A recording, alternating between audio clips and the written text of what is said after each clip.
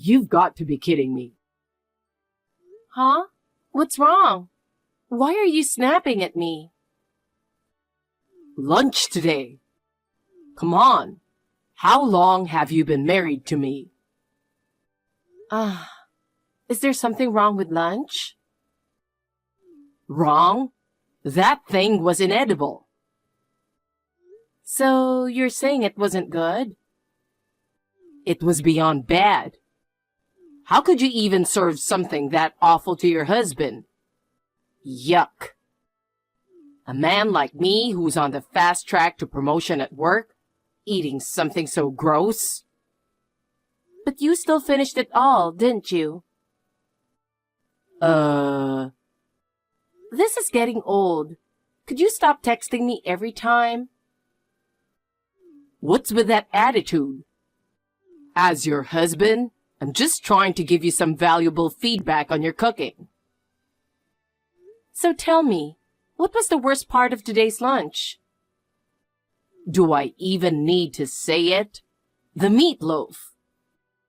I mean, it was probably supposed to be the main dish, right? You're really dropping the ball as a wife, you know that? Are you seriously saying that? What? Can't I speak my mind?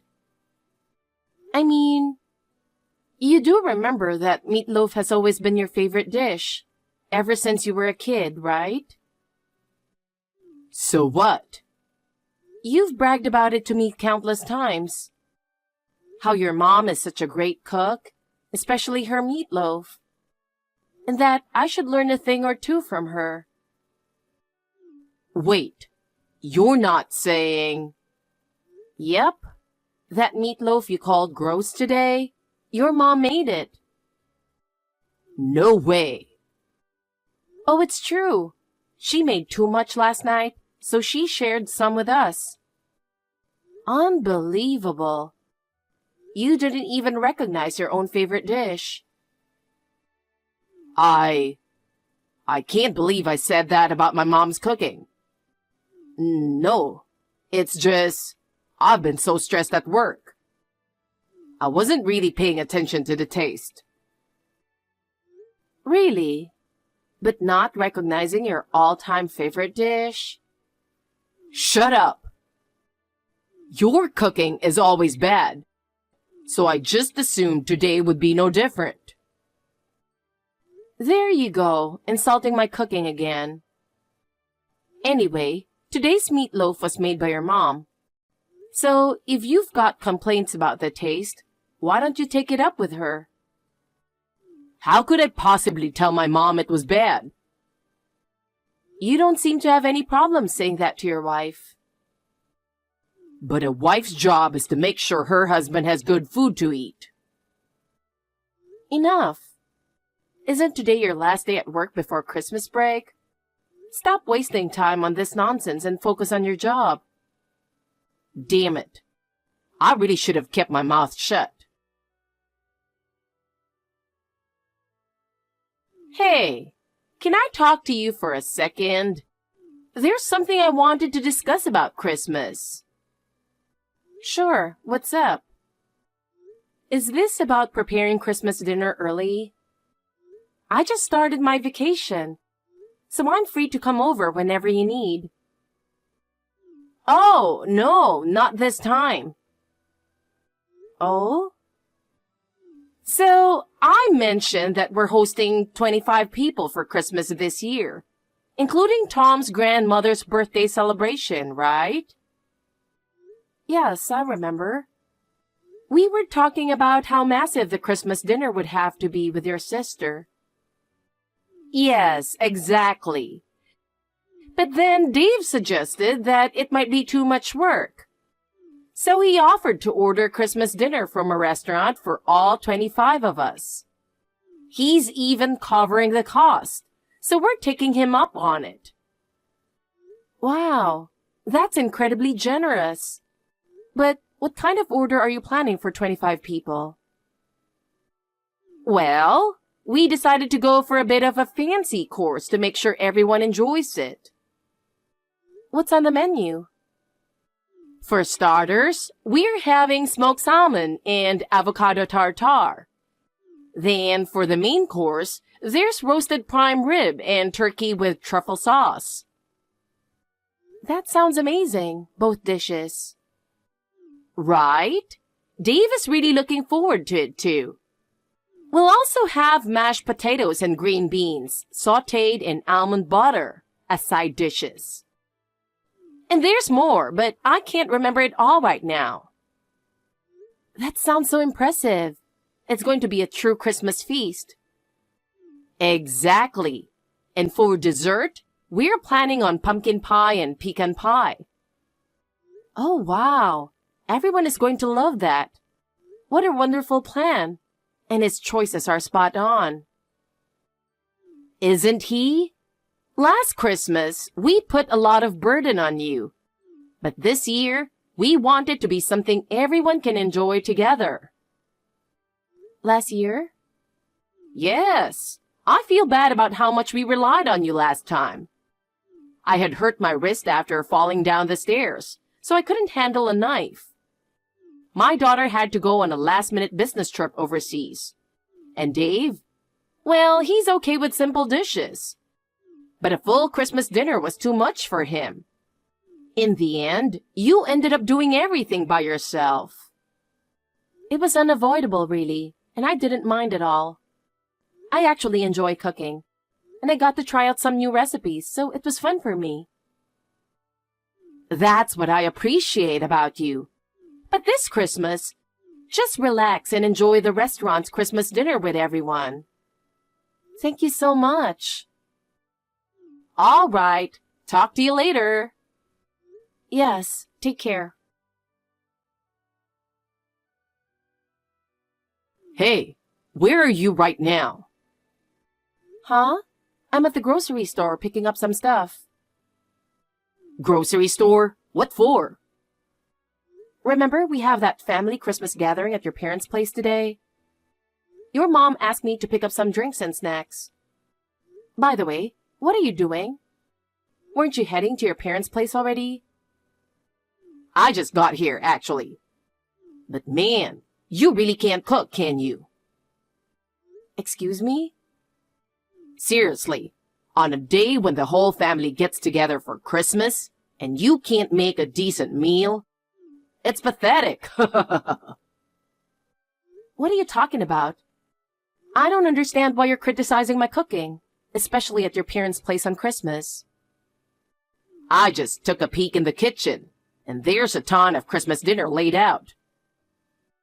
Oh, that? Yeah, we've got more relatives coming over because it's your grandma's birthday. There's food for like 25 people. When did you make all that? It's insane. Yeah, it's pretty impressive, right? Impressive? More like a pile of garbage. Garbage? Yeah, it looks like garbage, obviously. It looks disgusting. And you know what? It actually tasted awful, too. Wait a minute.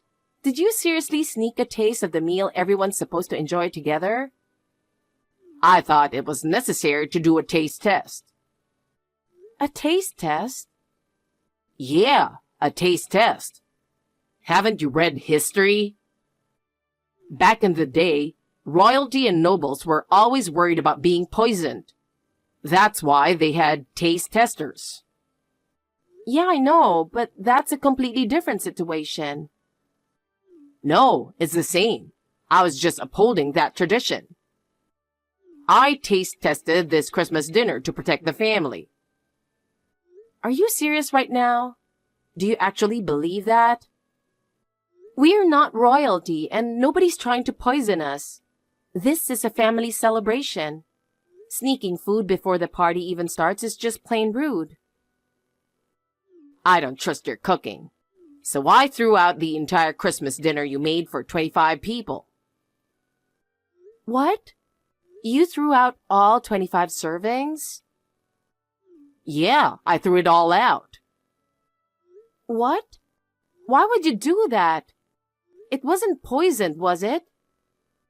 It wasn't poisoned, but the taste was the real problem. Don't serve bad food to my family. No way. I didn't even make anything. What? I told you, didn't I? Since this gathering is huge and it's also celebrating your grandma's birthday, your dad suggested we order Christmas dinner from a restaurant. Wait, that was all from a restaurant? Yeah, a high-end restaurant. No way.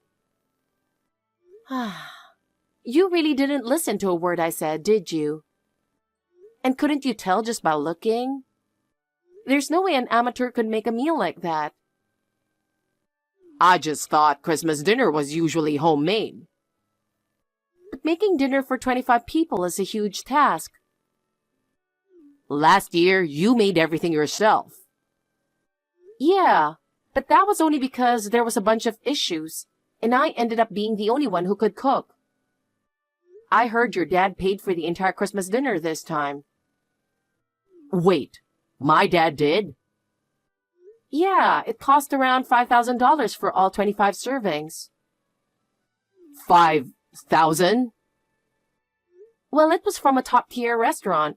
That's how much it costs. Oh, man. Seriously, did you throw away all the food in the kitchen? I did. What were you thinking? Wait a minute. What's wrong? Something's happening in the kitchen. I bet everyone's realizing the Christmas dinner is gone and they're probably freaking out. Oh, no.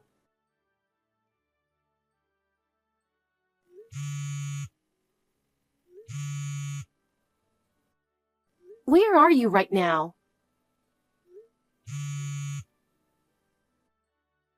Answer me. I can be wherever I want. You ran away, didn't you? Shut up and leave me alone. Everyone's furious. Not that it's a surprise. They know it was me? Yeah, I told them. What? Why would you do that? You're supposed to stand by your husband. Why would you rat me out like that? Of course I'd tell them. Why? Because this whole mess started with you trying to mess with me. How could you expect me to cover for you? What? Just come back. There's no point in running away now. There's no way I'm going back to that disaster. You were the one who caused this disaster in the first place. What? Just get back here now. No. I didn't do anything wrong. Are you serious? This is all because of you, the lousy cook. You should be the one apologizing to everyone. Just say, it's all my fault because I couldn't make a decent meal for my dear husband. We've been searching everywhere for him. But he's nowhere to be found. You checked the house, right? Did you have any luck finding him? No. I searched every possible hiding spot at home, but he wasn't there. I see. Where could he have gone? How are things over there? Everyone's still furious, of course.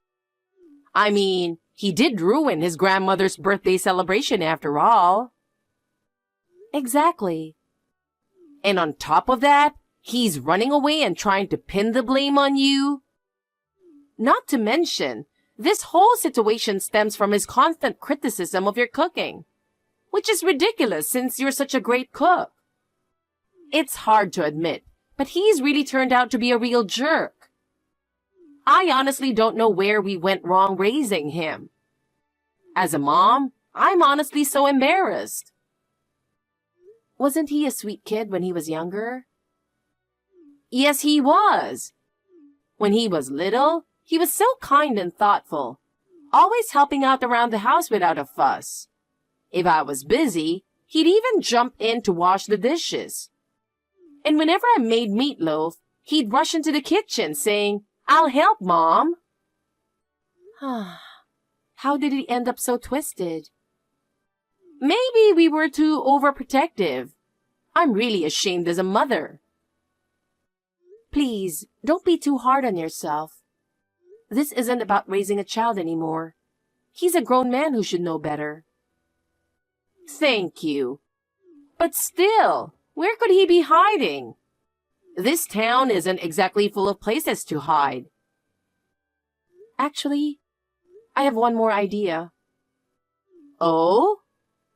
In fact, I'm already there, and I'm pretty sure this is where he is. Really? Where is he? I hate to burden you further, especially on Christmas. But this situation isn't going to resolve itself. Where are you? Could you bring as many of the guys as you can and meet me at the address I'm about to send? Okay. I'll gather everyone and head over. You know, hiding isn't going to help you. What are you talking about? Everyone in the family is looking for you. You might as well give up and come out. Did you apologize to everyone yet? I'll come back once I know you've done that. No one thinks I'm the one at fault, so apologizing wouldn't make any difference. What? The truth is, you're the only one who thinks my cooking is bad. Then I'm not coming back. So you're really going to keep running, huh? Yeah, like you even know where I am. Well, if you finally admit your cooking is terrible, and admit that it's all your fault and apologize, and that you'll pay the $5,000 for the Christmas dinner thrown away, maybe I'll think about it. Do you really think I'm going to do something that ridiculous? Then I'm not coming out. That's fine by me. What? I already know where you're hiding anyway. Huh? There's really only one place you could be. Wait, what? You're at the apartment of a woman, the one who works in the cafeteria at your office. She's 35, right? How do you know that? I started suspecting you were cheating as soon as you began calling my cooking bad. What? Think about it. It's weird for you to suddenly say my cooking is awful when you used to eat it just fine. That made me wonder if you were comparing it to someone else's. So I did some digging, and that's how I found out about her. If she works in the cafeteria, she must be a great cook, right? So all those insults led you to figuring out I was cheating. Unbelievable. And to think you even said the meatloaf your mom's been making since you were a kid was awful. You're so obsessed with this woman that it's messed up your taste buds, huh? No, I actually liked it. You just wanted to put me down? Uh-huh. Well, now that we've cleared that up... Yep, the door's unlocked. Wait, what? The door? You know what they say, don't let your guard down. So here we are with your parents and 15 other relatives, all ready to come in. What? All right, everyone, let's go in. Wait. No. No! It's too late. You're not getting out of this one. Come on, give me a break. I'm so sorry for what my son did. Emily, when he threw out the entire Christmas dinner, I thought there was no way we could still have a party this year. But you saved the day by getting that catering service, you know, and managed to turn things around. Thanks to you, we were able to celebrate both Christmas and Grandma's birthday together. I'm just glad I could help. It's such a shame that the dinner Dave ordered was ruined, though. Yes, it's unforgivable to waste food like that. I'm really sorry.